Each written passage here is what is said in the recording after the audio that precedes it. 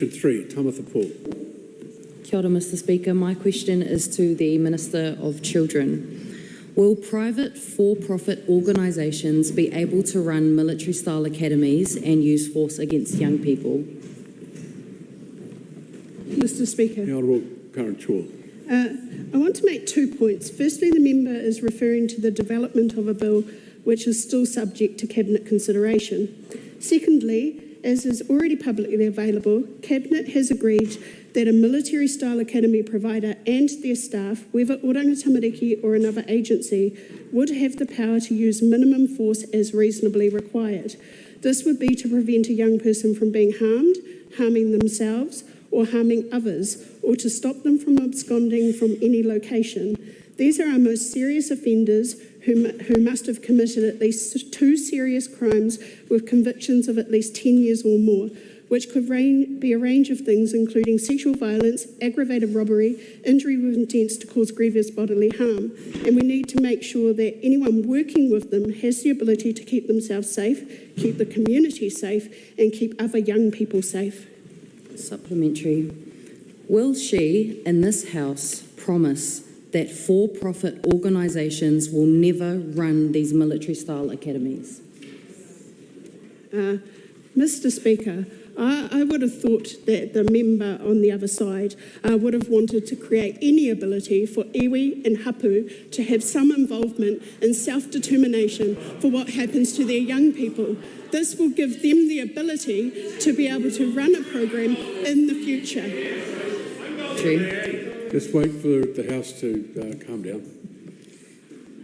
If it was her intention to allow iwi and other community organisations to run these academies, then why didn't she or her officials consult with them?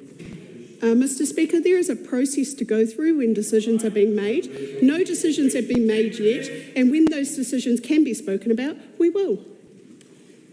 How can she make the recommendation to Cabinet that third-party providers should be able to use force on young people without speaking to the Children's Commissioner when there are very obvious children's rights implications and risks from her proposal?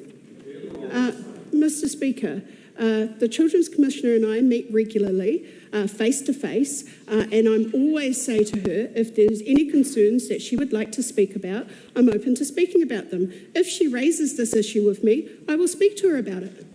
Supplementary. Does she support for-profit organisations being able to run military-style academies and use force against young people? Mr. Speaker, I would just like to reiterate again that it is the power to use minimum force as reasonably required. There are situations where young people may abscond, put themselves in danger, put the community in danger, and put a whole lot of people in circumstances that they shouldn't be put in. So we need to make sure that staff have the ability to deal with that. True. Does she understand how disingenuous it looks to label something as a pilot and then seek Cabinet agreement to cement it in legislation before it's even finished and before it's even been evaluated?